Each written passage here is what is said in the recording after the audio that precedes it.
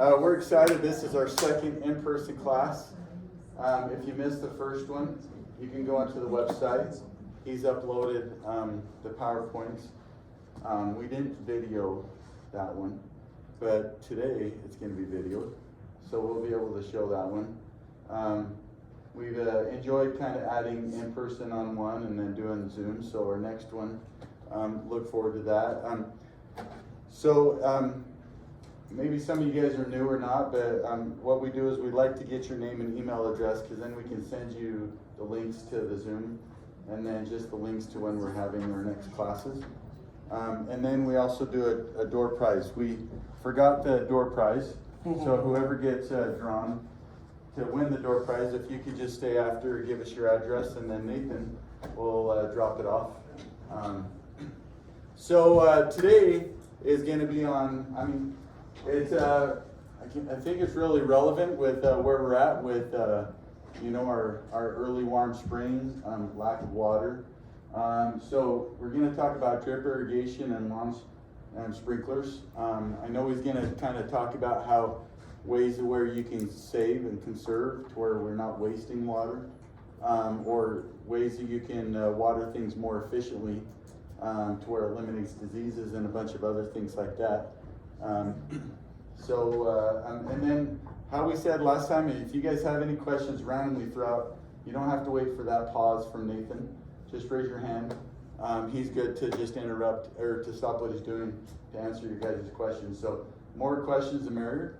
Other than that, we appreciate. Oh, I'm Brett Robertson. If some people don't know, Doug, we're on the beautification committee.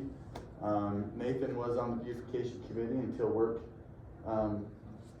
doubled probably, so he wasn't able to manage that, but he still wanted to help with the classes, so we're glad that he's a part of that. So awesome. Thank you, Brett. Welcome, everybody. Are you all ready to have a great night? Woo! Of course. Yeah. Got to get the hype session first. That's what we always do, right? Anyway, like Brett said, my name's Nathan Gerber. I'm a resident here in PG. I've been here 25 years and live up on 1100 North. Let's see. I'm an in-depth master gardener through the USU Extension office, and do some volunteer work out at Thanksgiving Point. In my day job, I work at UVU, so I'm kind of connected to two universities in some way or form. And I'm a tech guy, so I do tech all day, and then I can't stand tech anymore, so I come home and I stick my fingers in the soil, work in my garden, right? Anybody else relate to that? It's kind of nice to get back to the, let's do something that's actually real instead of all this other stuff. So anyway, it's a good stuff to have. I'm really excited to teach you some things tonight, but I learn as much from you as you're going to learn from me. So yeah, please, if you have questions, comments, whatever, we'll share together. We'll have a good time. And tonight we're going to be talking about watering systems. Now, as we go into this, there's usually a lot of questions about, well, how do I help my lawn be more healthy and those kind of things. That's actually next month's class, so I'd highly recommend you sign up for that through the website. And that one will be, I can't remember. I forget which ones are in remote, which ones are remote online, and which ones are in person. Yeah, but we'll cover a little bit of that, and then if there's any change of the agenda there or the schedule, there is a recording of one of our past lawn sessions. If you're interested in that, then on the website you can go out there, and it was one of the remote sessions we did a couple years ago. So plenty of places where you can get the information that we usually share, but we can point you to that if you need any help. So let's talk about water for just a second. This is not new. We just include it to just be more educational.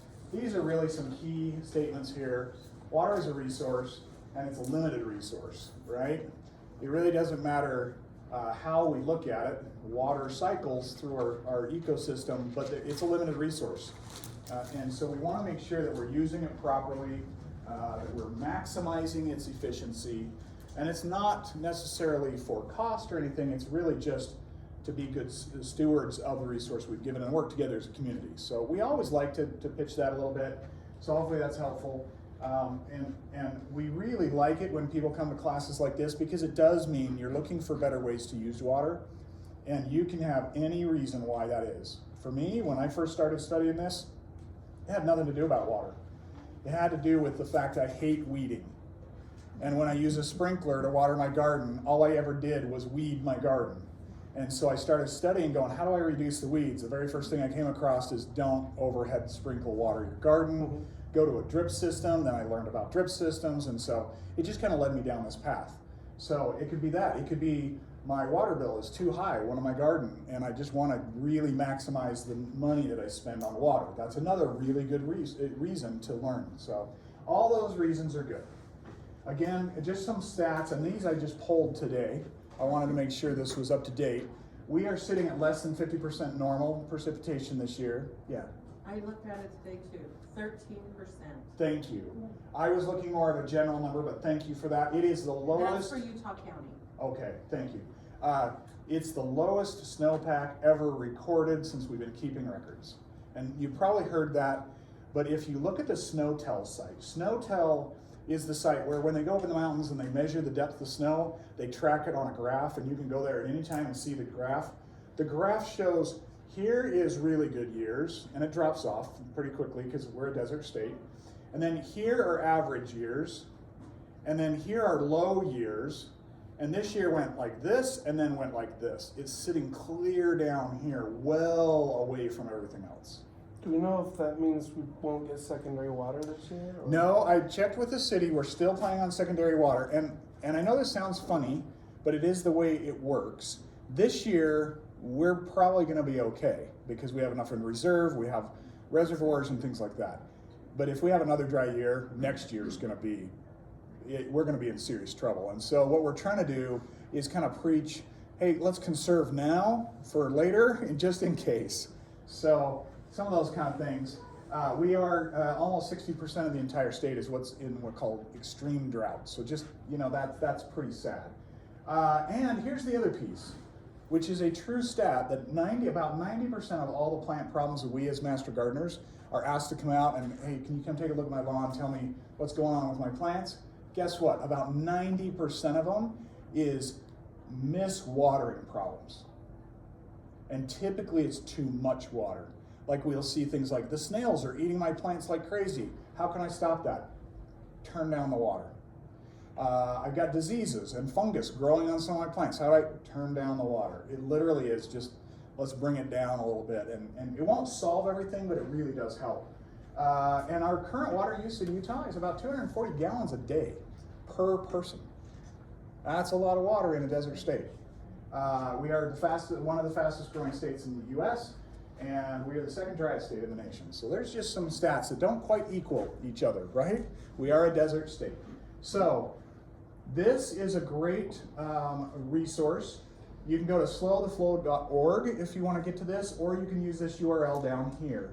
I will be sending to all of you, if you'll print your email very clearly on the list, I'll be sending you the PowerPoint. So if it's on the slides, you don't have to write it down. But if it's something I say that's not on the slides, you can write that down. Is that helpful? That way you don't have to write everything down.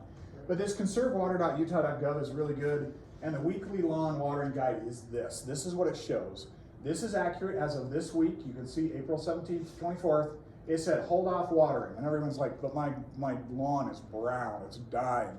It's not dying. It will struggle. I'll be honest. It'll struggle to come back, but it will come back. It's more dormant right now. And the longer we can wait to a point, obviously, the better. Secondary water gets turned on, I believe, May 1st. They're filling the system. It was flushed in April 15th. Right, and they've asked us not to water until May 1st. So it's coming, but this is the state, they're just saying, hey, hold off, just wait. We've gotten a couple little range storms.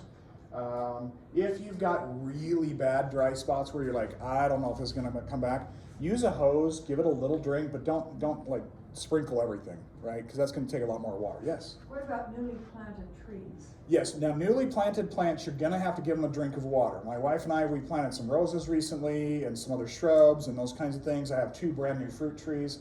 I'm using a bucket. I'm bucketing water to them. It's a little bit of work, but it's well worth it because now I know exactly how much I'm giving it just to keep it alive, but I'm not letting a hose run on it for a long time. So absolute great question, thank you, because we don't want to lose those. This chart here, we'll come back to it, but I wanted to show you that if you're talking about lawn, and we're going to not talk about lawn until a little later tonight, but I just wanted to mention, you're either gonna have spray heads. How many of you have spray heads in your lawn system, your sprinkler system, okay? How many of you have rotors? Okay, and we're gonna talk about the difference for anybody that's wondering. How many of these multi-stream, the ones that have the little streams that kind of move around? Do you know what I'm talking about? They're almost like a spray head or a rotor, but they have multiple streams that kind of keep moving. So that's what this means. And the reason I show this is because it lets you know, hey, you need about 1/2 inch of water per week on your lawn during the heat of the summer. Not right now, but during the heat of the summer. And to get that with a spray head system, you're gonna need to water somewhere between 23 and 15 minutes, okay? I don't know why they put the numbers that way. It feels weird to me, right? Wait, I overwatered, let's go back. No, you can't go back, start with 15, move up to 23. But then rotors, because of the way they work, you're gonna need somewhere between 75 and 30 minutes. And then multi-stream, trajectory are 75 to 50 minutes, just because of the way they spread the water out, okay? Now that doesn't mean one is better than the other. That does not mean that. It just means kind of know what you need based on your needs, okay? All right. Sorry, can you go back? What is the cycle recommendation? So what this means is, like I said, you need about 1/2 inch of water per week. So what they recommend is that to get that, you need about 15 to 23 minutes. That's gonna drive me crazy. 15 to 23 minutes total to get that 1/2 inch. So you're gonna water 3 times a week this way. Now the reason this is really cool to have in the PowerPoint that you will receive is, let's say, because my understanding is the city is saying right now, hey, we're gonna start the year off normal, odd number of houses water Monday, Wednesday, Friday, even numbered houses water Tuesday, Thursday, and Sundays, I believe. Yeah, because Saturdays for the field of Thank you. So that's great, but what happens if they later on, somewhere in the year say, only water twice a week, okay? Well now, you can either reduce the overall water that you're using, or you can say, well, I need to split this a little different. Instead of 3 cycles, 2 cycles. I'm a big fan of starting out with 2 cycles, and I like to start out with, if I need to add another cycle, so I don't go all the way to 23 minutes, I try to back it off somewhere around maybe 18 minutes and see if I can get my lawn to learn to be a little thirsty but grow. And that's really what it is. It's about training our lawns to think that they're in the desert state they're in, that kind of thing. So we'll come back to this. Yeah. So this is a real quick slide, because in the past, and I grew up doing some of this, you can row water, like put a hose down a row or whatever, or irrigation. Oh yes, Doug. What would you recommend the best time to water then? Like during the day or week? Time of the day. Okay. You're only going to do one cycle. Yeah, so the best time to water is early morning before the sun comes up. If you water at night, what's happening is your lawn is staying moist all night long, or it's drying out over the night, which takes a lot longer. And that is just a haven for bugs and insects and disease. So they recommend, however, if everyone on the system watered first thing in the morning, and you probably all experienced this, you turn your sprinklers on at 5 a.m. and you're like, you get this little stream, and you're like, what in the heck? It's because there's not enough pressure. So adjust accordingly. Yeah. And one to know, like where I live over by the cemetery, and the cemetery loves to start at 7. Yeah. And so my pressure goes down, so I have to. You got to beat that. So if you live around the parks and stuff, you may need to adjust it based off of when they're using it, Yeah. so that you get your pressure you need. Yep. So you can, so you're not wasting. Yep. For extra watering. Flood irrigation, I'll show a couple pictures, but flood irrigation, we pretty much don't do that anymore. We don't have big farms, those types of things. I did a lot of flood irrigation in Highland when I was growing up, because we had 8 acres, and we grow alfalfa, and that's the way you do that. Sprinkling is good for your lawns, but everything else, I would recommend drip irrigation. So these are kind of the 4 stages, but really the only 2 that should be relevant are sprinkling and drip watering, only in specific situations. So this is flood irrigation. You've all seen it happen. We just don't have those resources anymore, right? We've grown in this valley just a little bit over the years, and it's quite different. We got a lot more people to take care of things, and so we need to be a little more conservative. This is row watering, very typical in big farmlands, those types of things. In fact, they really don't even do this as much because they found it's not as efficient. They do more of the overhead sprinkler systems, those kind of things. And then we got sprinkler systems, and it can be through a hose, or it can be through sprinklers or whatever. But again, remember, when you're using a sprinkler, you're watering every inch of that ground in some way or form. That's the goal of a sprinkler. So if you're sprinkle watering a garden and you've got just these rows of plants and you don't want anything else growing anywhere, guess what you're doing? You're watering weed seeds. And some people are like, well, I don't have any weed seeds in my garden. If that's the case, I'd like to know where you live, because I'd like to come steal some soil. Antarctica. I feel really sorry for the people that had to do this study, but there was a study done of how many, on an average, how many weed seeds are in a cubic meter of soil across the United States. Now, I don't know about you guys, but that is not a job I want to do. A bucket of dirt, 1 weed seed, 2 weed seeds. I mean, that's not. Anybody want to take a guess of how many weed seeds on an average across the United States there are in a cubic yard or meter of soil? 300, 800. 450,000 weed seeds. Yeah, it's an enormous amount. So let's just say 10% germinate. You got a lot of weeds in a cubic meter or yard that you're going to be pulling. So, and if you give them water, as I've learned this spring, everything else is really dry, everything else isn't growing. But guess what's really growing well? All the dang weeds. I don't know how that works, but and obviously try to keep aware of the weather, right? This is an important thing. We can't always catch the thunderstorms that come through, but you know, if you know a rainstorm's coming through in the next day or two, you know, you try to have a sprinkler or a watering system with a controller that you can pause it or turn it off just for a day or two without losing all your settings. So let's start with drip irrigation for a second, okay? Drip irrigation, here's all the benefits. You really save money, it's easier on you, there's all sorts of great stuff you can do with it. The different ways to put it together to meet all the different needs you may have are almost endless. The combinations are amazing.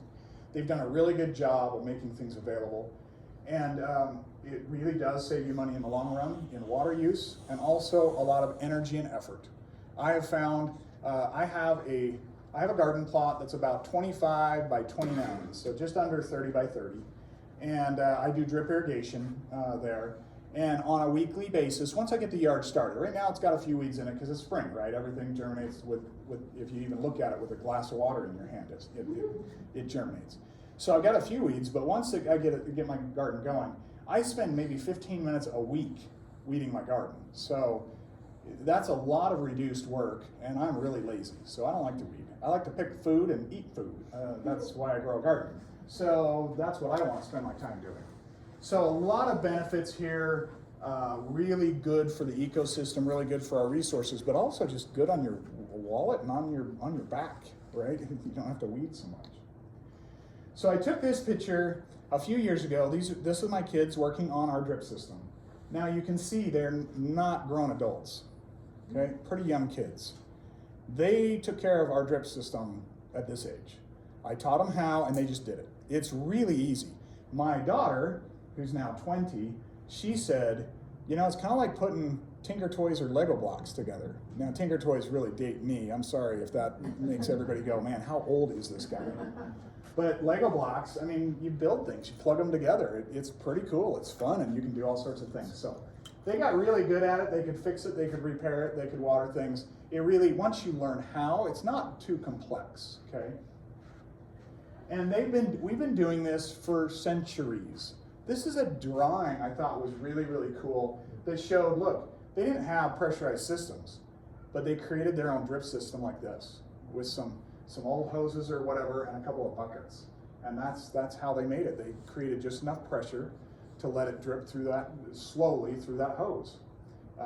Some drip systems will run on 10 pounds of water pressure, very little. Most drip systems run on 25 pounds or less. To give you an example of that, you're indoors in your home, you know, your faucets and things like that run on about 70 pounds of pressure.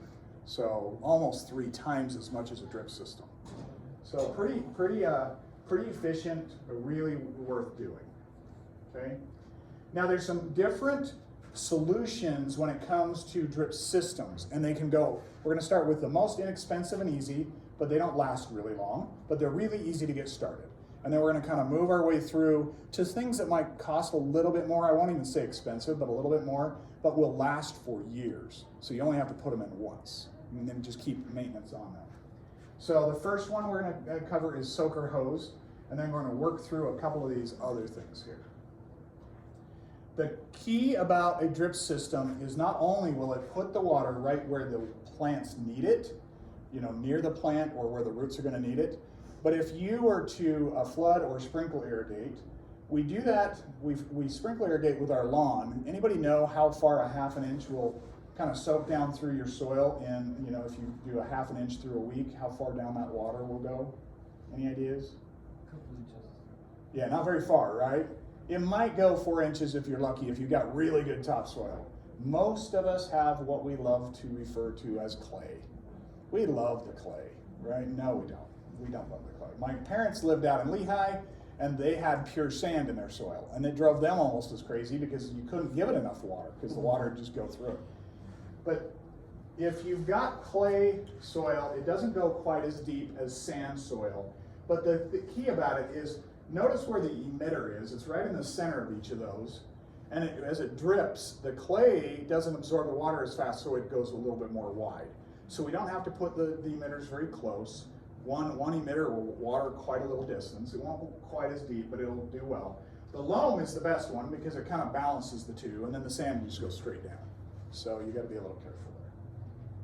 So not only does it reduce the weeds, it reduces cost, but it also waters deeper. Anybody have an idea of why that's a benefit? There's two main benefits. Anybody know? Yeah. Helps encourage root growth down. Yeah, roots will go where the water is. So if you're watering your grass all the time, guess where all the roots are? In the first 2 or 3 inches of your soil. So as soon as a hot spell hits, it's going to dry out real fast. You're going to have to pour more water on it. Same with all of your plants. If you water less often, but deep with a drip system, the roots will go after the water. And so that's the first one. Now there's a byproduct of that. The roots go deep for the water. Anybody have an idea of what other benefit, because the roots are deep, that they're going to get? They're going to be a lot hardier from wind and from the heat. Strength, hardiness, yep. Nutrition. Well, I was just thinking you have less evaporation. Exactly. So again, deeper watering less often benefits all And around. I would imagine it would also benefit the microbes in the soil. Yes, microbes are also a really good answer, so thank you. Speaking of lawns, you know, our lawn roots only go about, like I said, 3 or 4 inches. About almost 10 years ago now, I had a lawn company come out, you know, that services your lawn and makes them all green and everything. And he did a core sample of my lawn, and sure enough, my roots went down about 3.5 inches. I don't have great soil where I live, like most of us, but you know, it was okay. And he says, I said, I've got to drive those roots deeper because, man, it's drying out all the time. It's not healthy, that kind of thing. He goes, I said, so what do? Rip up the lawn, you know, add good nutrients and things to the soil down a good 6 to 8 inches and then put my lawn back in? He's like, no, that's way too expensive. Just put a really fine compost mulch on top of your lawn every spring, no more than a ½ inch deep, and then rake it in with the back of a garden rake. And I was like, wait, you're telling me to put, like, anybody heard of Nutrimulch? Nutrimulch or Oakdale mulch that's really finely ground, so it's really fine. It's got a little fertilizer in it. How is that on top of the soil, on top of the grass going to help? He goes, trust me, do that for 5 years and call me back and I'll do another core sample. So I did. I did it every spring for 5 years. I was like, okay, we're going to test it. He goes, it'll drive your roots deeper, your microbes will be better, everything will be better. I'm like, it's on top of the soil. You know, I grew up, you got to mix it in, you got to mix it in. He goes, no, this will help. So I did. My lawn flourished, first of all. I was like, holy cow, this is nuts. So 5 years later, I called him up and I said, hey, come back, do another core sample. And he did, 10.5 inches of roots. Never changed the lawn, didn't overseed, didn't do anything else, just that, and then watch the water. So if you're struggling with some of your lawn, that's a really good tip for lawn stuff. You said it was ½ inch? Yeah, no more than a ½ inch, because you want to sprinkle it out there, and then, you know, a normal garden rake, you just flip it over so the flat blade of your garden rake, you rake it in so it almost disappears. It doesn't all the way, but it's there. Then your grass isn't being choked out. It grows up through it. The only thing to remember is if you use things like Nutrimulch or Oakdale or Replenish is another one sometimes, they mix fertilizer in there, turkey, chicken, or other manures, And that's really good for your lawn, but if you put it on and then you don't water it in for several days, there's a real dry spell, you'll burn your lawn. So just be careful with that. Put it on maybe right before a rainstorm or right before you water your lawn. But that's a really good tip. Do it for 5 years and your lawn will be awesome. So drip systems are very simple. Here are all the parts you need for the drip system. Now you can make them really elaborate or you can make them very simple. Let's go back to, let's see if I've got, yeah, okay. Soaker hoses are coming up. But here's what you've got. So let's say you're gonna do this off of a tap. This can be secondary, it can be a tap off your house or whatever. Just say you're not gonna hard line it in with your sprinkler system. It's just, you're gonna rig it up off of a tap of a house. Let's say you're gonna start there. The first thing you need is you need some kind of a valve to stop the water flow, right? That's your tap. The next thing you need is you need a backflow preventer. If you're on culinary, that's the one piece you do not need if you're hooking this to a tap that is secondary water. What this little device does is it keeps any water that's out in the hose system from siphoning back into the culinary system, contaminating the culinary system. It's important to keep our water sources clean, especially if it's culinary, because that's what we drink. And no one wants to drink muddy water or amoeba-ridden water, okay? But this is a simple backflow valve that you can just put in line right there if you're hooking it to a regular culinary water. This is not needed, again, if you're using secondary water, because secondary water is already dirty. A little more dirt, no worries, right? Right? We're just contributing to the community. All right, the next thing you need is you need some kind of pressure regulator or reducer. So a pressure regulator or reducer allows the pressure to go from whatever is coming out of your secondary or culinary system. It's going to be somewhere between 70 and 150 pounds, depending on where you live and the pressure in your system. If you plug all of your drip systems into that, it's going to blow them out. It's going to ruin them. So you've got to reduce the pressure, and depending on which kind of system you're using, you want to reduce it appropriately. If you're going to use tubes like this with emitters, you're going to reduce it down to 25 pounds, or they're about 20 to 25 pounds. If you use drip tape, you're going to reduce it all the way down to 8 to 10 pounds, okay? And we'll talk about that as we go. This is what a pressure reducer looks like. It's just that. That's all it is. So it just fits in line to the system, okay? Then the next thing you're going to want is you're going to want a filter. Now again, the filter you do not need if you're on culinary because our water is already purified and clean. But if you're in secondary, you definitely want a filter. And then you're going to want to check that filter probably 3 times a year just to make sure. My filter doesn't get plugged up very often. Some people on the secondary system, depending on where they're located on the system, can plug up more often. But you're going to want that. This is a simple inline filter for this demonstration, right? And it's really simple. It goes together.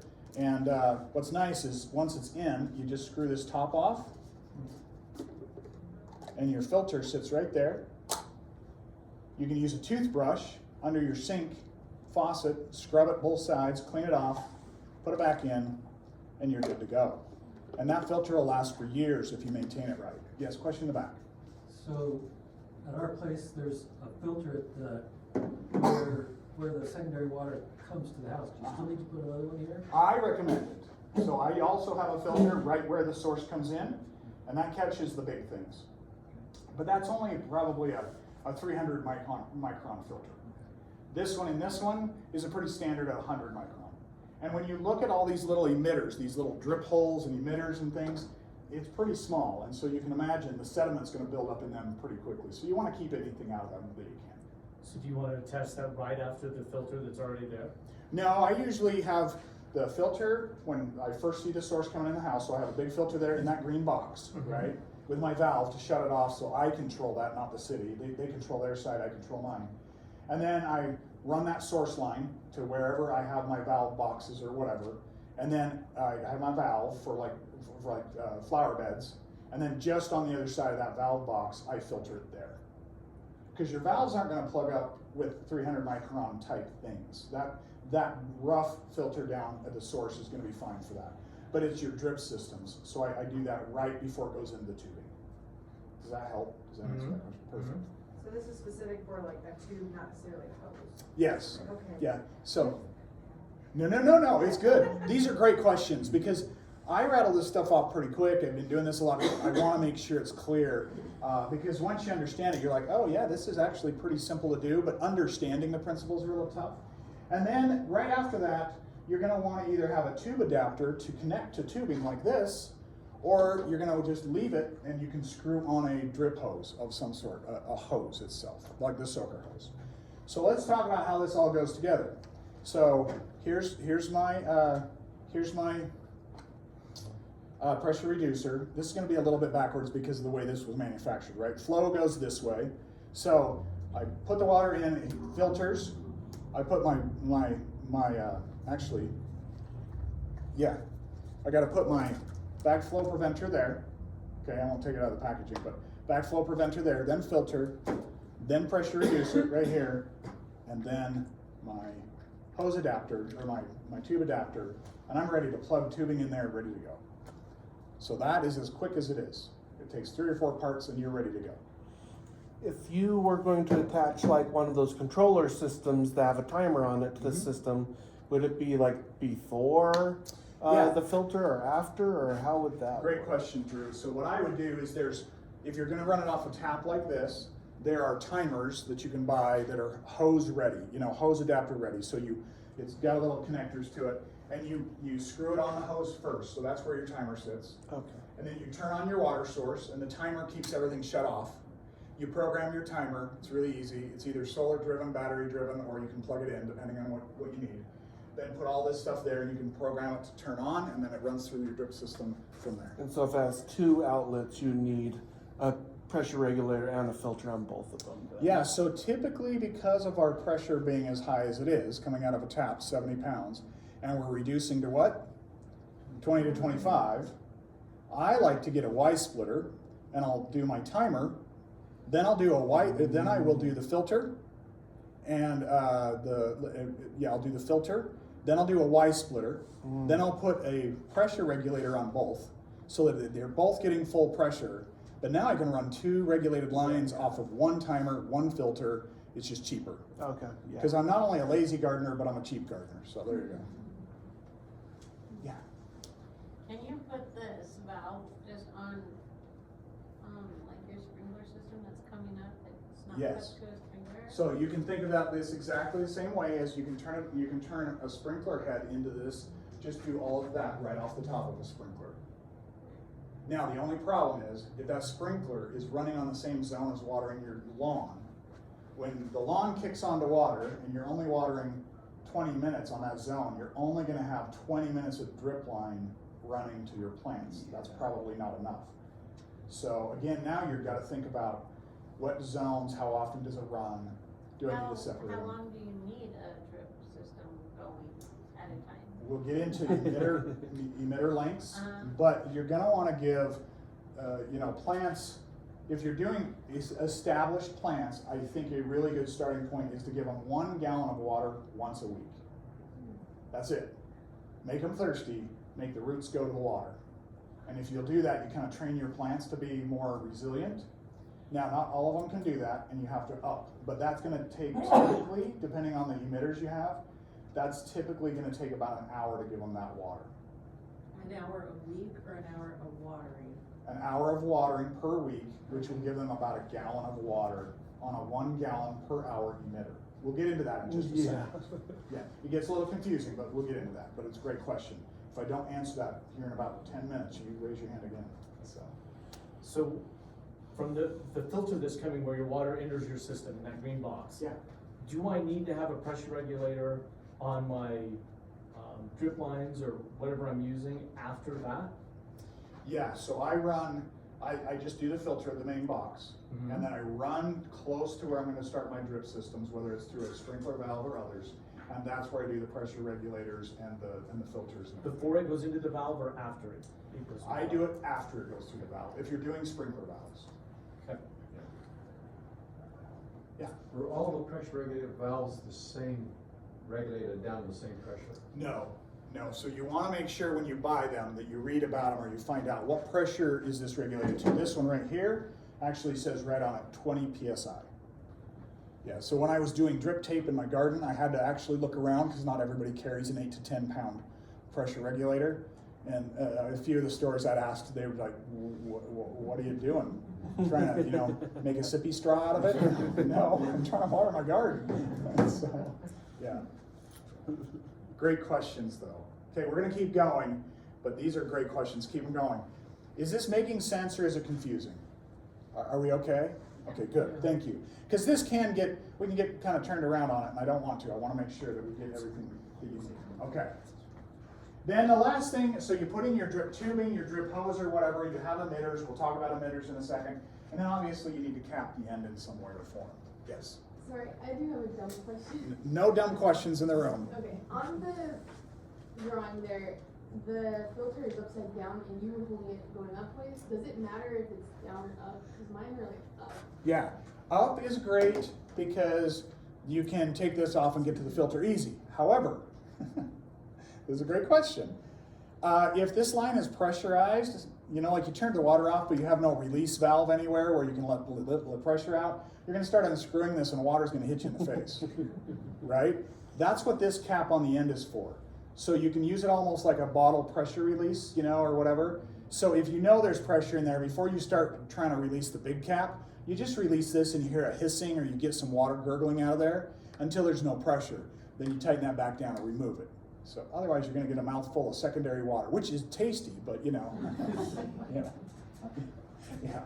Okay. This way is also a good way. If all you're going to do is you're not going to change that very often, or it's easy to get to that way, that's great. But this is nice when you need to turn it off for, say, a winter, and you need to drain the whole system. This is good because you're going to drain all the water out. There's nothing sitting in the bottom of the pipe. So it depends on where you are and what your needs are. In the ground, when these are in my boxes in the ground, I have them up because I can't have them this way and then get under them and get to it. It's really hard. Or to the side is even just fine. So you can balance that however you need. Does that help? But it doesn't affect the pressure. No, it won't affect the pressure, won't affect the flow. The only thing you got to remember is there's a little arrow in this, and just make sure your water's flowing in the direction of the arrow. The other way doesn't work real well. Okay, that's more of a water stop system, not a water flow system. Okay. Yes. When you were putting yours together, you put the pressure regulator after the filter, and then your picture is the other way around. Yeah, and you could do either. Okay. It depends on how you want to do it. Yeah. But these are the main components. You can mix and match and figure out what works best for you. Pressure regulator, this is why I put the pressure regulator after the filter, is pressure regulator also reduces the flow. So any particles coming down are going to have more of a chance to plug that up because there's, it's reduced, right? So I want to filter it before it gets to things like that, just for maintenance reasons. Yeah. Okay. All right. Let's see. So again, these are all the parts listed. We've already gone through it, but these are all the parts listed. And then we're going to talk about a few more as we go. There's your pressure regulators that usually are in that kind of thing. End caps, you can use commercial end caps, which you saw the screw-on type. There's also these kind, which they call figure 8 end caps. The way these work is they work on the tubing. You basically slip it on, you bend it, kink it, and then you just slip that back on like that. And you'd be like, no, that's going to leak. It won't leak. Because again, you're only running 20 to 25 pounds pressure. So that's a really good way. If you want to go cheaper than that, there's these really good things called electrical black tape that you can buy, rolls of it for 99 cents or $1.50. And I just bend it over and I wrap like 4 or 5 twists on there and it'll hold for years because it's usually covered with mulch or something like that. So again, cheap. Okay? All right, now we're going to talk about the actual drip line itself. You ready? Is everybody good to do that? Mm-hmm. Okay. So you have these different kinds. Soaker hoses, inline emitters, we'll talk about what that means. Drip tubing blank for custom emitters, and then drip tape, okay? So the first one we're going to talk about is soaker hoses. These are super cheap. You can get them at Walmart or any other box store for just a couple bucks. They're somewhere between 25 and 50 feet typically. You hook them directly. You don't have to have all the other pieces. You can just hook it right to your faucet and you let it soak. And the way it soaks is basically the pressure in the line kind of pushes, the membrane of the hose is porous, and it pushes water out and kind of soaks the hose, right? So it kind of drips. Now these are great for a cheap, quick solution, but they don't last in the garden more than maybe a year or two. They start to break down pretty quickly, okay? But they're cheap, they're easy, don't have to do anything else. So a lot of people are like, I just want to get started in drilling. Great, go get a couple soaker hoses and try that. I think I showed a picture. Did I show a picture? Maybe not yet.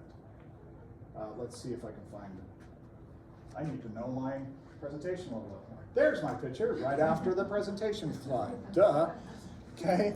So this is how you would weave a soaker hose through a little vegetable garden or a little grow box or something like that. You hook it to your faucet and you're done. Okay. You can still put a timer in front of it if you want, like we talked about. You can do all sorts of things to make it more fancy, but that's a basic job. Yeah. Do they still need the regulator and all that stuff? Nope, they literally are built to just plug right onto your faucet. Right onto the hose, okay. Yep. Super cheap, super fast, no worries. Again, you just have to remember they're not going to last for a long time. They're going to kind of break down. And they're watering everywhere. Yeah, and they don't control, they're not regulated, and so sometimes they seep more in sections than others. Sometimes you'll get little sprays of water going different places. It's okay, I mean, it's still better than sprinkle water, but it is just the first step. Okay, awesome. Hey, next one. Any questions about soaker hoses? Pretty easy, right? Okay. The next one is, see, you can get even fancier with soaker hoses. Somebody rigged up where they connect to their faucet with a bendable tube or a piece of hose, and they tied it into a piece of PVC that had been glued together with some valves on each one of them. So they could pressurize that line by turning on the faucet, and then they could valve control each one of those soaker hoses and let it soak accordingly. It's a great little setup, right? So now we took a very simple, basic concept of soaker hoses, and we took it one step further and said, hey, let's put some control around it, but I'm not doing emitters, I'm not doing pressure reducers or filters or all that kind of stuff. I'm just using basics. Okay. Any questions about that? Is that, man, the combinations are endless. It's kind of like a cooking class. You have a breast of chicken, you have these herbs, and you have a pot of beans. What are you gonna make? You know, that kind of thing. All sorts of things you could do. Okay? Then we get into actual drip tubing. This tubing is called inline emitter tubing. You can get it in 1/2 inch size, or you can get it in this 1/4 inch size. What this means, and I've got a sample here I'll pass around. What this means is the tubing comes with the emitters built in. There's one right here, and there's one right here. Okay? And typically this brown 1/2 inch stuff will come in 2 settings. It will be an emitter every 12 inches or an emitter every 18 inches. Sometimes you can find it every 24 inches. They're built in, you cannot replace them. So the nice thing is they're built in, they're regulated, you don't have to mess with them. You roll out your tubing, plug it into your pressure reducer and your filter system, and you're good to go. And it'll last for a long, long time. The challenge is if the emitters plug up or quit working, now you got a dead spot in the hose, and you got to determine how you're going to fix that. Okay, again, a little maintenance, but nothing major. You can splice and repair, but it is something to keep an eye on. So that's a 1/2 inch. I forgot to bring some of the 1/4 inch, but it's just smaller. It's 1/4 inch and it has these emitters built in. You can kind of see them in the picture. The nice thing about 1/4 inch is sometimes you can find it where the emitter's built in every 6 inches, not every 12 or 18. So you can get your emitters a little closer if needed. Okay. Yeah. How do those connect? So these connect through these type of adapters. Okay. So you have your main tube somewhere, you cut into that main tube, you put in a T, you continue your main tube, and then you run this off of here where you want it to drip. And then on the end, you bend it and you put in one of those figure 8s or whatever stoppers at the end. Does that help? Perfect. I'll show you some pictures here in a second. The other thing to know about these is that here's some things to remember about them. Each emitter in them is what's called regulated, which means when you buy it, the roll will have a tag on it, and it'll say emitters every 12 inch, and it'll rate the emitters. It'll say 1 gallon per hour. or 2 gallons per hour. That means for every emitter along this tube, no matter where you put it, as long as your pressure remains where it needs to and you don't put too many feet of tubing on the line, each emitter, it'll wait until it's all pressurized, and then each emitter will drip 1 gallon per hour. So now you can really dial in on what you're doing, okay? So that's really nice. They're regulated, they're pressurized, they last a long time, they're built in, really easy to do. Is there some hoses that don't have any holes, or can you block holes so that you can get it across a space? That's the blank tubing. We'll talk about that here in just a second. See, she's right ahead of me the whole time. She's my neighbor and she's sharp. This is where I have trouble because you have your pressure regulator already doing 25 or something. And then this is doing more regulation? No, it runs on 25 pounds of pressure. Okay. But these won't allow, there's other emitters that will start dripping immediately water touches them, they'll start dripping. And some of them will drip slower than others. They're not equalized, they're not regulated. So think of this as, this will equalize the pressure in the hose, and then everything will start to drip. Does that help? Okay. Yeah, pressure reduced versus regulated. Yeah. Okay, any other questions about this? Great question though. Yeah. But this is the kind that you would use, that former picture where you have filter, the regulator, Yes. all those things. Yeah. Anytime you're using tubing like this Okay. or drip tape, you gotta have the whole thing. So we've moved from soaker hose now to a little bit more complex, but still simple enough that with a few parts you can do it really quickly. Okay. It drips after pressurizing, typically in the 20 to 40 pound range. You can get them in these increments, but this type specifically, I've never been able to find it in 6-inch increments. And they are great for bedding plants, ground covers, vegetables, and other close plants. I also like these where you are on a hill, because think about it, gravity plays a big role in drip systems. If you got your source water down here and you're running lateral lines off these tees up your hill to water plants, and they're not pressurized or regulated, guess what? The ones down here are gonna get a ton of water, and the ones up here aren't gonna ever get any water. But these pressurized or these regulated ones really balance it out, so that really helps. Okay. This is kind of what it looks like inside. Not that you'll ever, I mean, you can cut into one if you're interested, but you're never gonna repair them. If they plug up, they plug up. Speaking of that, I'm gonna give you the best tip I can give you. In all of these drip systems, you usually have some lines on one side showing you which side the emitters are dripping from. A lot of people will think, well, to maximize the dripping, I want to put them down so they drip directly in the soil. Good thought, for sure. Drip tape is the same way. There's a line drawn on it to tell you where the emitters are. A lot of people will put that down. I would highly recommend in our area to put them drip emitters up. So when you're plugging other emitters into even these tubing, make sure your emitters are sticking up from the tube, not to the side, not underneath, but up. Anybody have any idea why I always say that? Don't clog. We have a lot of sediment in our water. We live in a hard water state, right? So anybody have soft water? You like it, right? Why do you like it? Because the water's not as hard, right? You don't get your dishes out of the dishwasher and you got spots all over them, those kind of things. Because those are the sediments that we have in our water. It's normal, it's minerals. But these little emitters, they're so precise that if you have them down like this and you turn off your water system, guess where the water pools or just sits? It sits on those emitters and it'll evaporate. And when it evaporates, what does it leave behind? The deposits, and eventually they'll plug out. I've found you get a lot longer life if you just put all your emitters on top and let it just drip and run down, drip and run down. Plus, if you're checking emitters, you're not gonna wanna look under your hose all the time. You're gonna turn your line on, you're gonna uncover it and go, yep, that one's dripping, that one's not dripping. It's pretty simple, okay? Little trick. It'll save you thousands of hours of frustration. I can tell you from a friend. Okay, here's quite an elaborate system. So you've got your source water, you got your main water line, you got your optional filter, you got your pressure regulator, you got your pressure gauge or whatever. You got a bypass control if you want. I mean, you can get really fancy if you want. Bottom line is that's all the pieces that I showed in that other picture before you hit the tubing. Then all of this is a tubing system.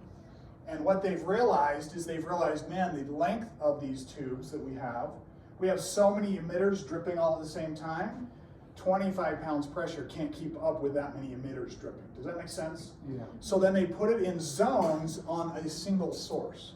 So they have a little valve that runs these, a little valve that runs these, and a little valve that runs these. And so they turn it on, and they only turn one zone on at a time, let it water for a certain period of time, then go turn that little valve off, turn the other one on. That way then they're not switching hoses or those kind of things. You can be as elaborate or as simple as you'd like.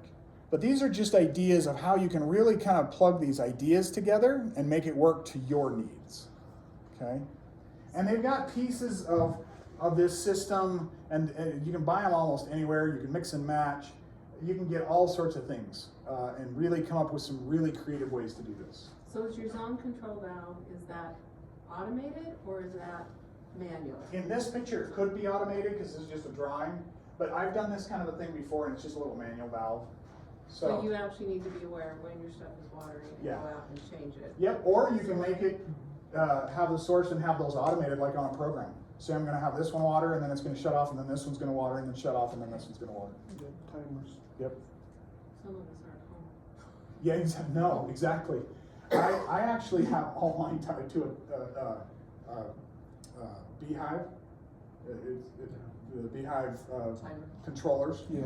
And I know this is silly because I should have realized this decades ago, but man, these wireless systems now that you can use for your controller boxes, and they run on your phone.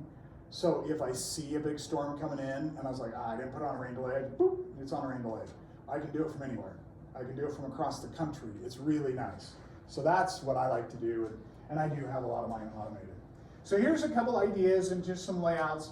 Here's one simple box with 3 lines. It's teed out at the top. The water source goes back into the ground and over to a regulator, a reducer, and a filter. Here's some others where they do it for more ground cover and flower beds. You can do it those kind of things. You can see you can pretty much mix and match how to do this. The only thing to keep in mind, again, I kind of mentioned it in passing, but you really do need to only have a certain number of feet per zone or per dripper, or not dripper, but per pressurized line.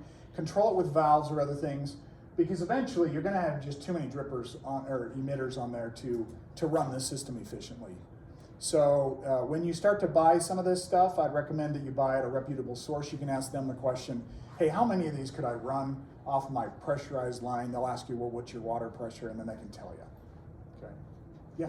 On a 25-pound pressure line, how many emitters roughly does it support? Let's see. So I did this in my garden for a lot of years, and I have. If they're a gallon per hour. Yeah, exactly, because that's the standard one in the brown. I ran brown drip tubing with the emitters built in my garden for years, and like I said, it's a 25 by 30 garden, and I was running lines about I had 2 lines per 30-inch bed as you walked across, right? And I watered the entire garden on one zone. So it can handle quite a bit. But like my parents' garden, I had to put in 3 different kind of manual zones because it was just too much. Yeah. Does that give you a general idea? Yeah. The culinary water, I'm guessing the pressure varies, so it's a little bit harder to know. Yeah. If it's 75 or what. Yeah, it'll be 70 or 75. That's why you want to do the pressure reducer, because then it's always coming out of there 20 to 25 pounds. Here's a couple other pictures of ways you can do it. You can see when they start to drip, this is what it looks like, and you can actually see where the water is dripping and where it's not if your bed was empty like this. And then this is a picture of after it's dripped for a while. You can see that water soaked and spread quite a bit. Because of the heavy clays we have, it stays a little closer to the surface, not quite as deep, but it still waters quite deeply. So now we get into what Denise was asking. This is called blank tubing. There's no emitters built into it. Sorry, I was going to pass this around and then I hung on to it. I'll pass that around so you can look at it. This is blank tubing. You can get it in rolls like this. here's two different pieces. This one does not have a blue line on top. This one has a blue line on top. It's a manufacturing thing. There's no difference. It's 1/2 inch blank drip line tubing. That's all it is. And you can buy it pretty much anywhere. What this is you can roll this out anywhere you want, and you can put emitters right at your plants. This is the stuff, so I use the brown tubing in my garden, my vegetable garden most of the time, because I know I'm going to be consistently planting all the time, changing my planting, that kind of thing. So I just want emitters every so often. But when I get into my flower beds, and I'm redoing my flower beds over the last couple of years, and my flower beds have been there 25 years, my drip tubing has not failed. But I've made a few adjustments and had to put in what we call goof plugs. You know, you have to plug up where you put one in before now because you move the plant, and sometimes it'll leak around those just a little bit, and so I'm losing just little bits of water here and there. I'm like, while I'm redoing the flower beds, I'm just going to redo the tubing. So I'm ripping out all my tubing, I'm reweaving the tubing, making sure I don't have any goof plugs in it. I'll have goof plugs again because that's just what I do. I'm a goof. But then I put the emitters right where I need them. And but I'm doing it not because it's failed, and it's been 25 years. So this stuff can last a long time. Yeah. Any tips on how to get those connectors in? And Yes. how to make that more? Yes. Without saying really bad words and like stabbing yourself with something, Exactly. or feeling like you got bruises on your thumbs because you're. Oh. Yeah. Yes, I do, and I'll show you that in just a second. I didn't bring it with me, but it's the coolest thing ever. Okay. But yeah, so I roll this out. And I weave it through wherever I need, make sure there's no kinks in it. I staple it down with big old, staples, those that you can buy them pretty cheap. And then I cover it with mulch or rock or whatever you're gonna do. And then you can actually plug in your drippers anywhere you need. And not only can you plug in drippers, so I'm gonna hand you a couple little emitters here. These are just examples. There's 4 of them. This one, really tiny little guy. Okay, this one is called a micro sprayer. So you think of your spray heads in your lawn. This is a micro sprayer. So it's a mist spray that you can do if you're planting like heavy ground covers, right? Because ground covers are planted like every 4 inches by 4 inches, right? You're not going to put emitters to every one of those. So you can micro spray them. But this runs off of a drip tubing system, and this is 180 degrees. So it'll shoot 180 degrees. It's a spray mist, and this one here will shoot anywhere between 7 and 10 feet. You would think on 25 pounds of pressure, yeah, it's awesome. They're great. And you don't need, now a lot of people are like, well, how do I plug that into the top of the tubing and actually have it clear the mulch and stuff that's there, right? So what I do is I have couplings that you plug into the tubing, and then I run a little 1/4 inch piece of tubing to stand it up, however I want. So this is sticking right above the mulch, so it's not down there getting that sediment or rock, and then it's sticking up, and I can see if it's working or not, and I can replace it really easily, and I just plug this into the top of it. Okay, so there's a little micro sprayer for you. Where would you use the micro sprayer versus the drip? So I use micro sprayers when I'm doing heavy ground covers, because ground covers are planted so close together that I'm not going to put an emitter in every one. Does that help? Mm-hmm. That's one area. I've got some, it's like ground cover. I plant it in one place and it just kind of expands. Anybody else have anything like that? Other than bindweed, Yeah, What do you do for bindweed? Oh, that's a great question. A whole other class. But no, I'll answer that in a second. But this plant I planted and it just keeps growing, but as it grows and spreads, it sets roots. So there's another place I'll use a micro sprayer, just to make sure I'm giving enough water quickly to those areas. Bindweed. It's a little bit of a tangent, but I'll tell you, bindweed is very, very tenacious. But the first thing I would recommend you do is, as you try to weed out bindweed, get it out before it flowers. It's hard because you got to stay up on it. But remember, it'll throw a new flower every 2 to 3 days. And every flower will produce 2 seeds. And each seed is viable for 50 years. And the roots go down. And the roots go down forever. 20 feet. Yep. So get it out of there, spray it, pull it, whatever you got to do before it flowers. The second thing I would do is, as you get closer to fall, it seems to get ahead of us. At least in my house. I don't know about your house, but it seems to get ahead of me, and I'm like, ugh. And just as the weather is getting into that realm where it's still somewhere between 70 and 80 degrees every day, Don't pull it. Take a 5-gallon bucket, cut the bottom out of the bucket so you have a tube, okay? And then go out there and kind of pull the vines all together. Don't pull it out. Don't break them off. Make sure they stay connected to the root. But pull it together in a pile, put the bucket over it, okay, so you can see it through the bucket, and then soak the inside of that bucket with Roundup and Killsol and 2,4-D. Soak it, let it sit for 24 hours or even for a couple hours to dry, move to the next one. But typically this is because it's in our flower beds and we don't want to spray and kill our other flowers and shrubs. Containing it in a bucket, spraying in a bucket like that, but during that time of the year, it's pulling all of its energy back into its roots to survive the winter, and it's going to pull that poison down further by far than you'll ever get with spray any time of the year. Does that help? Oh yeah. No, I do not have a magic wand to get rid of it, because if I did, I would make it mint. I'd make a fortune. 6 inches of concrete does the same thing. Thank you, that's excellent, excellent. The problem is those seeds are also viable to grow roots up to 50 feet, so you're gonna have to concrete out a long ways or they're gonna come up through the cracks, right? But I love the concrete concept. Grew up in a concrete family, so we poured a lot of concrete. I had a question about this.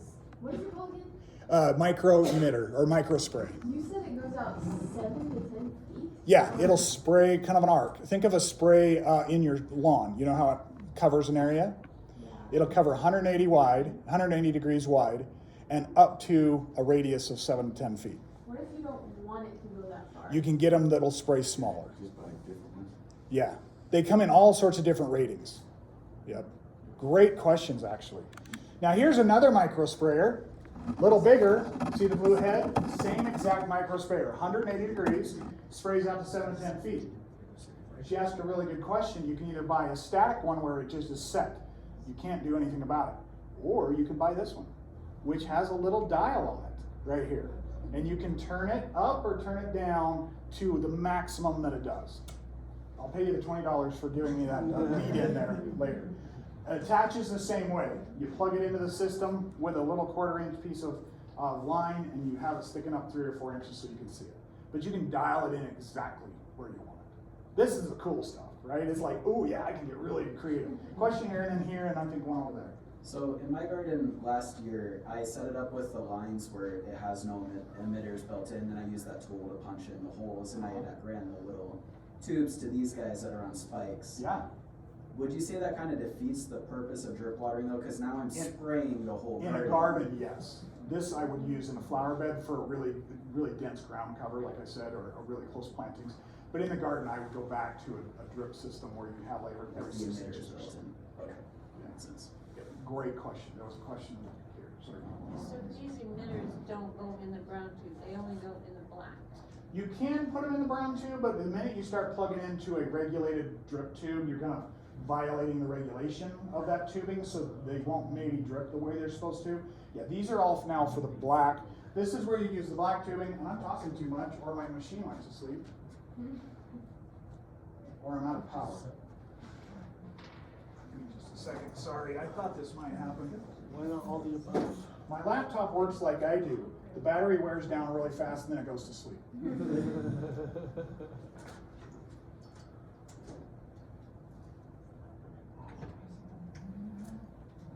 I'll get this back up here in just a second, but let's keep going because I'm watching our time. We still got a lot to cover. These are all really good questions, though. Yeah, that'll take a second. We'll get it back. All right. So all of these are for the blank black tubing, as it's made its rounds all the way through. Excellent, thank you. And so, you know, I recommend don't plug into this one. Plug into these, and then you can make any kind of combination that you would like. So this one, pass that one around so you can see that adjustment. That's really cool. Then there's what's called flag emitters, and I don't have one of those, but I have a picture. I'll show you what those look like.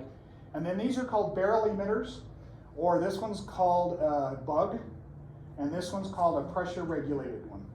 It doesn't really matter. I call them barrel emitters because they're round, they look like a barrel. The other ones stand up and they have a little flag looking thing on them. Either way, these are the same pressure regulated concepts as the inline brown tubing. They all pressurize before they start to drip. These work really good on a hillside for your flower beds or those types of things. But the flags will start dripping the minute water hits them. So on a hill or a gravity system, not quite as good. So keep that in mind a little bit. see if I can get this to shut down.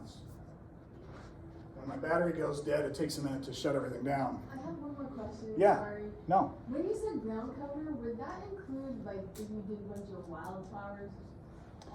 Wildflowers is actually where you broadcast it out. Yeah. You're not like planting it in a row. Yes, that's a perfect example of like a ground cover or something where a spray might work, a little micro emitter would work better. Another one that works really good is like creeping thyme, you know, where you plant it and it crawls, or if you're doing clover as a ground cover because you like it and it's more natural, that's another really good one to use the micro sprayers for. Yeah. The only difference between these two is one's blue and one's brown. No, I'm kidding. They're color coded. This one is regulated to drip at 0.5 gallons per hour. This one is regulated for 5 gallons an hour.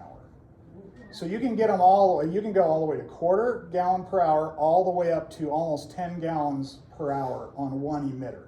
Now you can imagine if it's dripping 10 gallons an hour, it's not actually dripping anymore. It's like, you know, it's kind of shooting a little stream. So be aware of that. And then you can't have as many of these 7-gallon emitters on the line as you can this one, right? Because it's going to use more water faster. All right, come back to this. So for your plants, which barrel do you like to use? So great question. I've been using flag emitters all these years. And as I've learned more about the pressurized regulated ones, as I redo all my drip systems, I'm redoing them all with barrel emitters, so they're regulated, and I actually put in 0.5 gallon emitters. But then I may run my drip line for a couple hours once a week to get that deep watering. So this is just how I thought about it. If I've got enough plants on my line, I need the slower drip because I need the pressure, right? I need to water more plants at one time. And if it means I have to water a little longer, it's better to do that than to say, well, I have to put 1 gallon on everything and now I can only have so many plants. So one more question on that. If you have some plants that require more water than other, would you put them on a different zone? Or can you go ahead and put different barrel ones in different places and have one that needs more water, one that needs it less, and they can all work together? Right there. I love it. Right? Thank you. I mean, the combinations are endless. That's awesome. It's kind of like going to a fast food restaurant. I don't know what I'm going to get. It's going to be so fun. No, I get really nerdy about this stuff. I love this stuff, and I think we can do all sorts of really cool things with it. Let me get this back up here.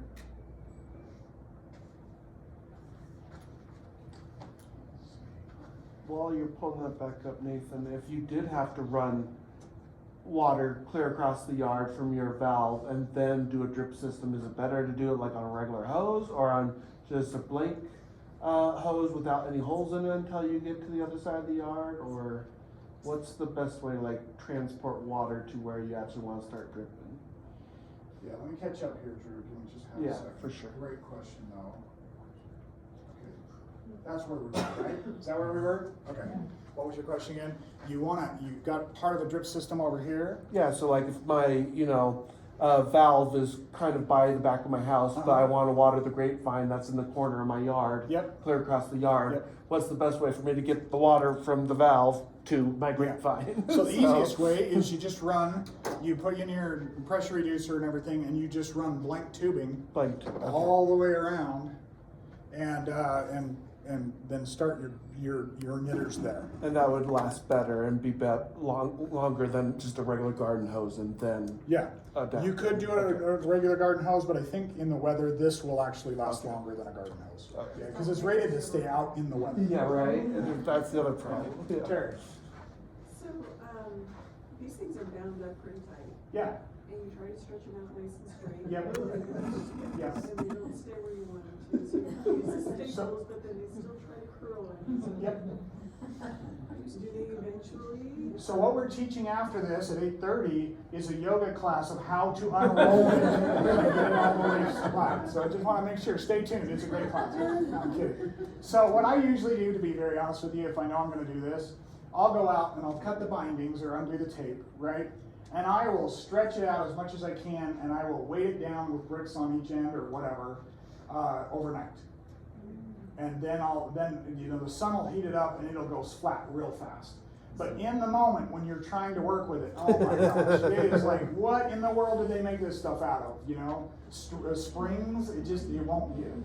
A note on that, if it's helpful, I've used a heat gun with just a really long extension There you cord go. and just hit it barely with that, and it makes Yeah. it so it'll straighten out Yeah. whatever shape you need.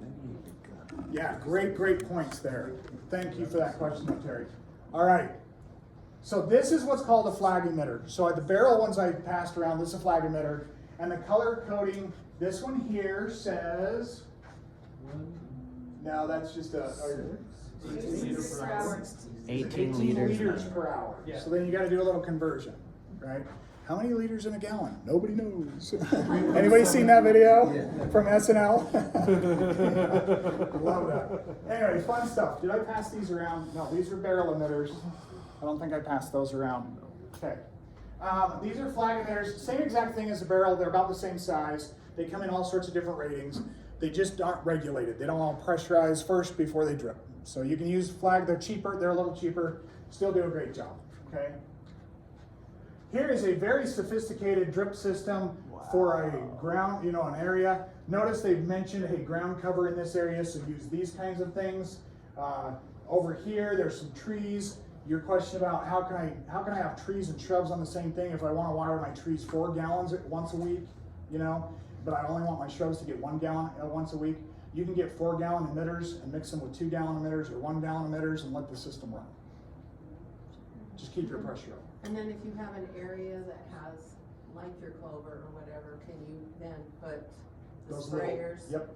The sprayers, and can you make them spray just one direction? Yes, so these are 180, so they spray that. You can get them so they only spray 90, Okay, or you can get them to spray 360. Okay. So you can really place them accordingly. Yeah. So this is just a hand-drawn, hey, this is what I want to do to put in my different systems. I would recommend you just hand draw something out, kind of put a plan together. It doesn't have to be perfect, just the concept, the idea. Okay, that's the first step to do based on what you've learned. And then I would recommend that when you go to buy this stuff, you go to a reputable store that actually, big box stores are great, but you kind of have to know what you're doing because you may or may not get help there. It just depends. I'm a big fan, I'm not promoting any company, but I'm a big fan of plumbing stores that actually have experts and knowledgeable people there that work with this stuff all day long. I went and bought all this stuff tonight so I could have clean, not muddy stuff, because all my stuff gets, I'm always out in the yard. And I said, now I'm keeping my receipt because I'm bringing it back tomorrow because I'm teaching a class with it. And they're like, oh, you should have told us that. We would have just we would have written it up and kept an open invoice for you, and then you could have just brought it back. But it was at BJ Plumbing in American Fork. I have learned so much from just saying, hey, this is what I'm trying to do. And they're like, oh, well, you need this, and there you go. And I'm like, this is awesome. And as they're doing that, they teach you, they help you without you even knowing it, and it's awesome. It's great. I don't know if they still do it, but they would do the engineering for your sprinkler system. They do. As long as you buy stuff from them. Yep. And that really helps. And that engineering or that plot plan for a flower bed or a sprinkler system or anything, that's a free service. They will also provide you a parts list with a cost, but you don't have to buy their stuff. But if you were to buy their stuff, then they appreciate that, obviously, because it's a free service. And we did that right out the gate when we built our home. They've been a really good resource. Learned a ton from them. They're really, really good, and they're knowledgeable. And they got almost any part you can think of. Okay? Here's a couple other plot plans and ideas, those kinds of things. This is a subset of all the different parts you could get to put together your sprinkler. Somebody said you could put them on spikes, right, with a little emitter sticking up. You can do that. Here's the spikes with a little 1/4-inch tube. You got 1/4-inch tube, you got a 1/2-inch tube, you got your valve, you've got your pressure reducer and your filters, you got everything in there. All sorts of drip heads. You don't buy these as kits. I'm just showing you this as an example. There are so many different things you can buy. Yeah. So what's the advantage or need of a 1/4-inch versus a 1/2-inch? I know that's a dumb question, but. It's really not. So the 1/2-inch is this, Right, and you right. run it around, put your emitter straight off Right, if you I want. get that. The 1/4-inch is if you want to have a little riser to a flag or a barrel or a mist emitter, so they're out of the ground. The 1/4-inch you can run along run along the ground if you want, and then pop it up with a little emitter over here. because one spray head or one dripper doesn't need a whole ½ inch. It'll still pressurize the same, so you can start to branch out, Gotcha. almost like fingers. So if you had plants that were behind these plants, you could have one hose and then have the 1/4 inch that go in the back? Yeah, Okay. just as long as you don't run the 1/4 inch too far, because as it runs, the pressure is reduced just because of the length. Okay, So, yeah. and that's where BJ's would help you to figure that Yeah, out? yeah. Okay. That's what I was just gonna say, the 1/2 inch will keep the pressure up over a large distance. The 1/4 inch, the pressure dies off after Yeah. 10 feet or something. But if you're only gonna use it for a couple of feet. Yeah, and that's what I do, maybe 2-3 feet, and that's about as far as I go with it. Yeah. Great, thank you. Awesome, yes? Would you run into pressure issues if you mix the two within the same line? Like if you go back and forth between 1/4 inch and 1/2 inch? No, you should be fine. As long as you keep that 1/2 inch as your main line in that zone, and then you just do those little short runs with 1/4, you can mix them all you want. But if you go like 1/4 to 1/2, then back to 1/4, then You, 1/2. you don't that's want to not do really that. allowed. Yeah. The main line to get your source water close all needs to be the 1/2 inch, and then you can take 1/4 inch runs off of it. Makes sense. Great, thank you. Okay. Here's another set. You know, again, these are not kits. These are just ideas and show you all sorts of different things you can use. Okay. Here's a couple of the different pieces. Like if you want to, here's some brown ones that you tee off, or you have an elbow, and you've got all sorts of things. I just grabbed a couple to show you. Here's the figure 8 thing, so you can do that. Did we pass this around? I don't think we passed this around. Now I'm stingy. I'm not passing anything around. Okay. You don't want people to take your filter.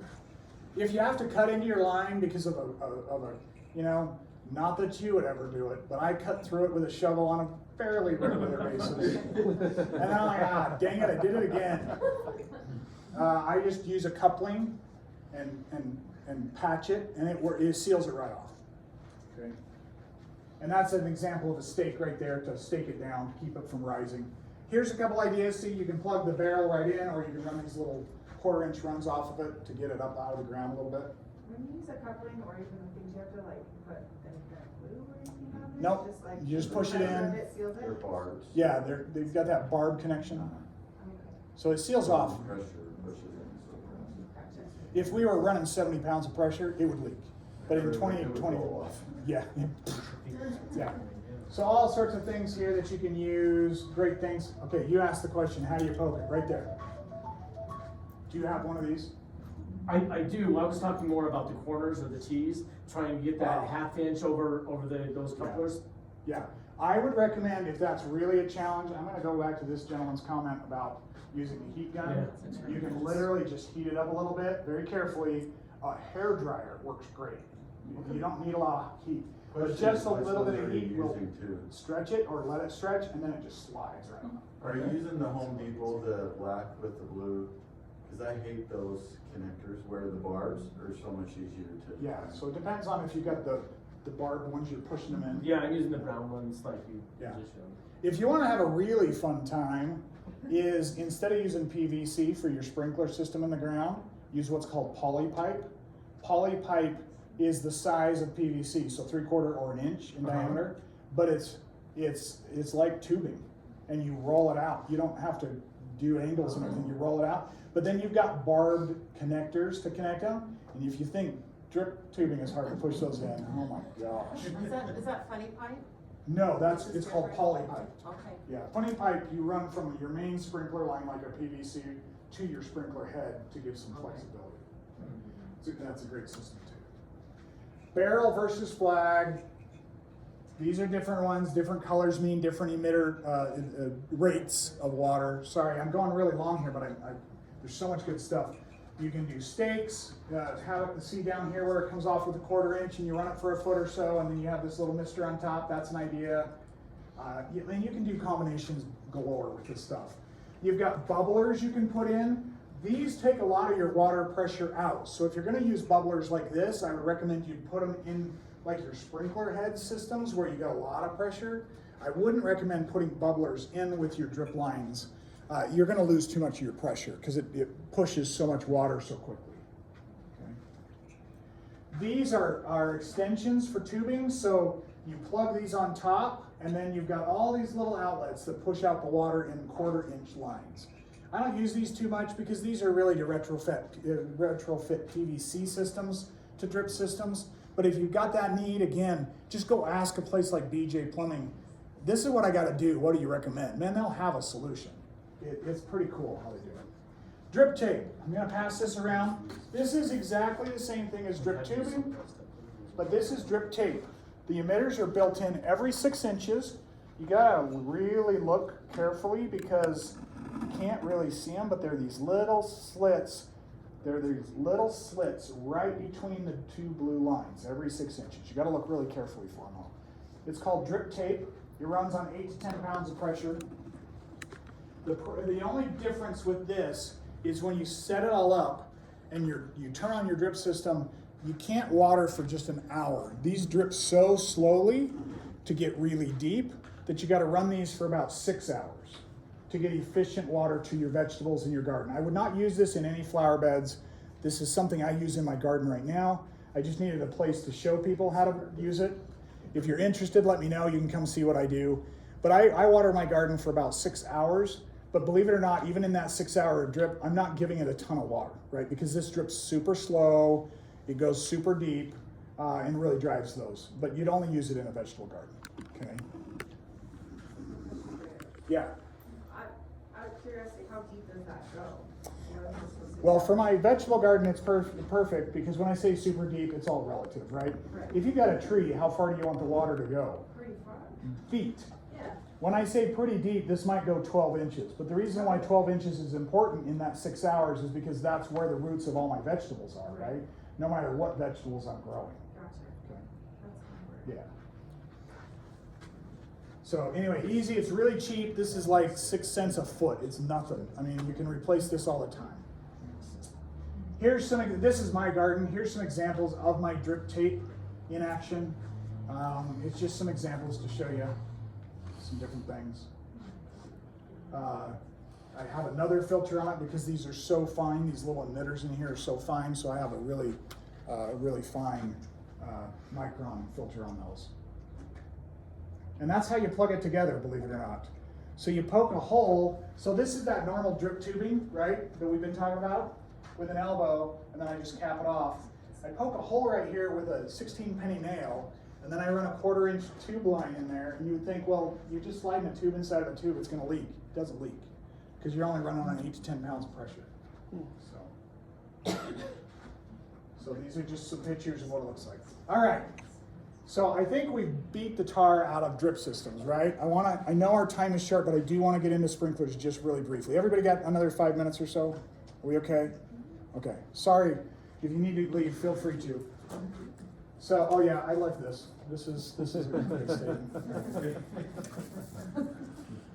I like dad jokes, so I had to throw that on there. Okay, so you got to train your lawn, like we talked about earlier, to drive the roots deep. Train it to be thirsty, and it'll be more resilient during drought.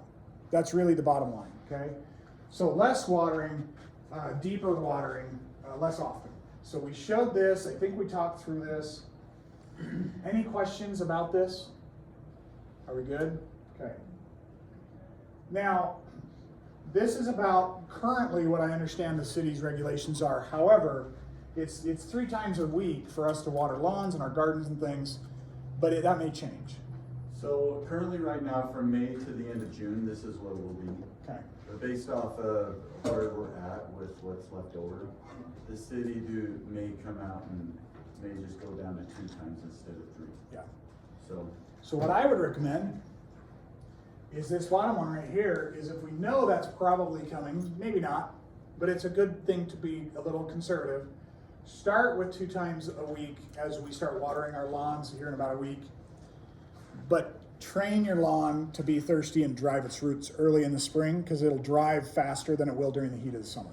So now's the time to train it.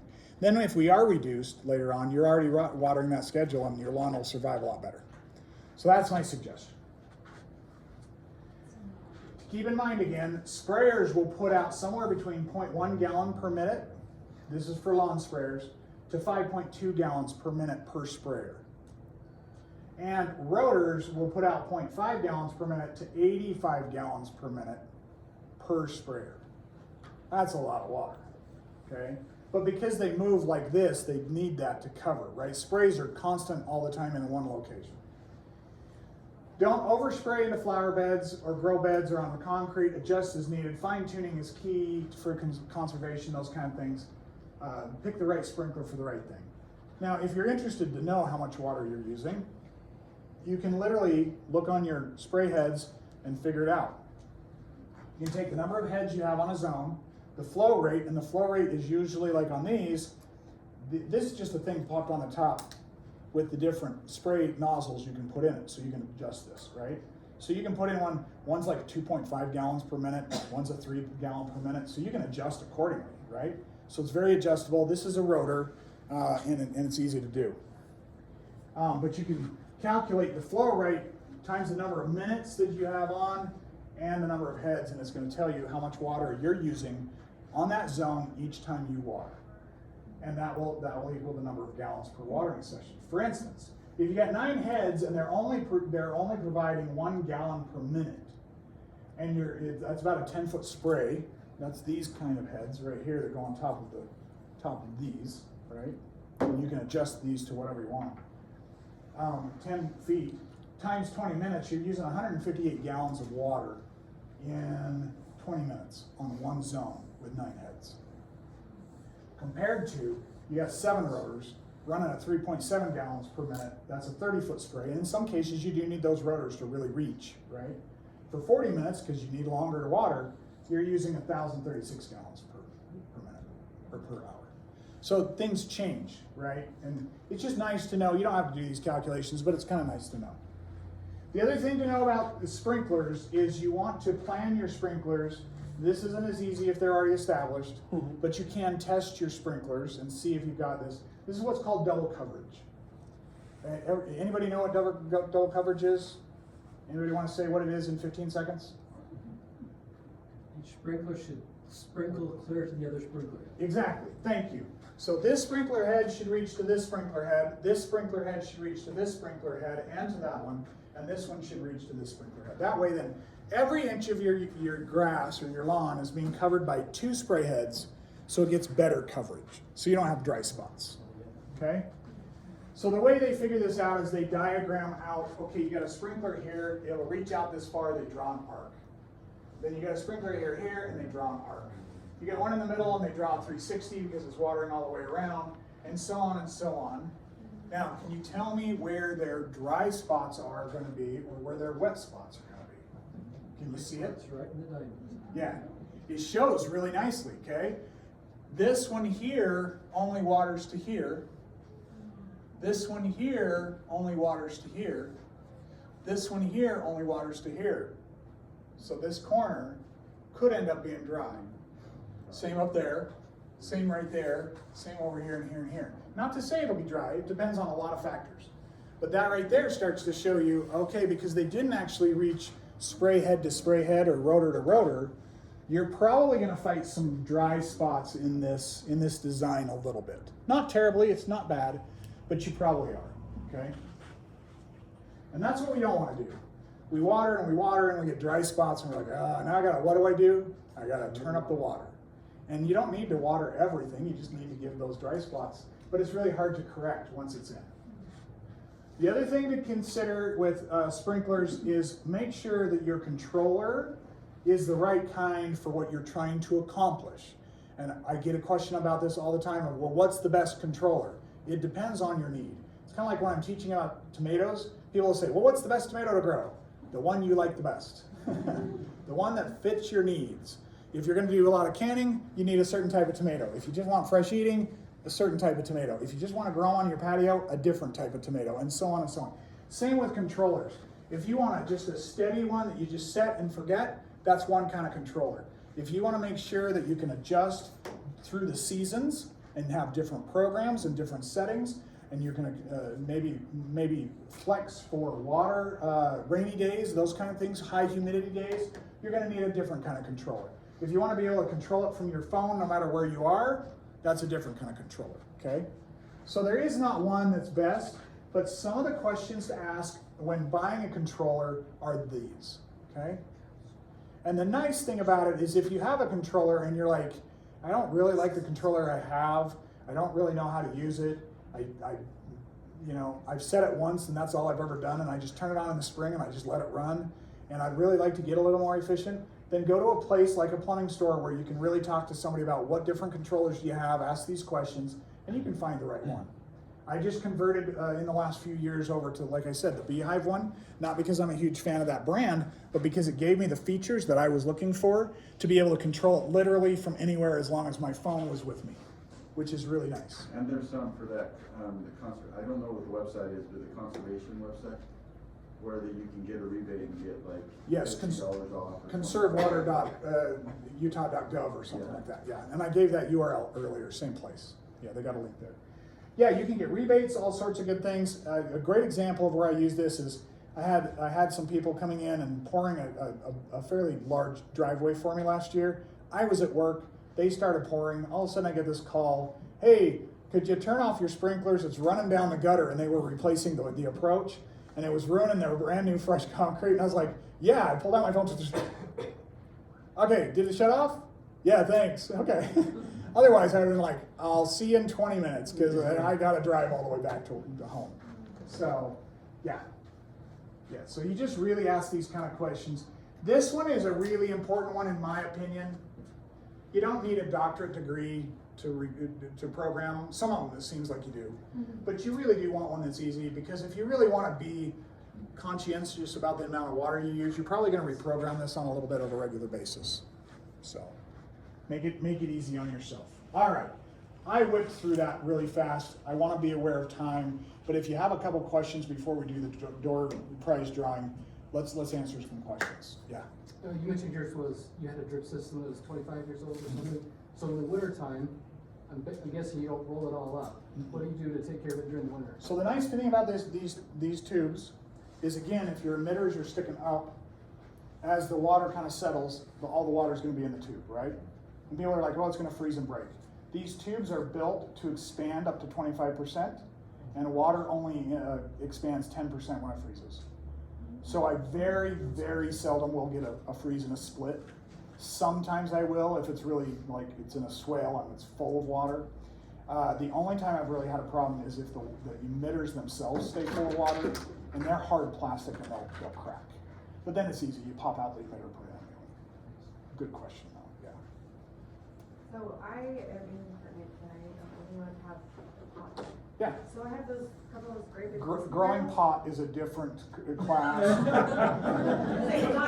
Little little disclaimer there, little disclaimer. No, but I'm trying to figure out how I can water that's not just going on there and hose it down every Yeah.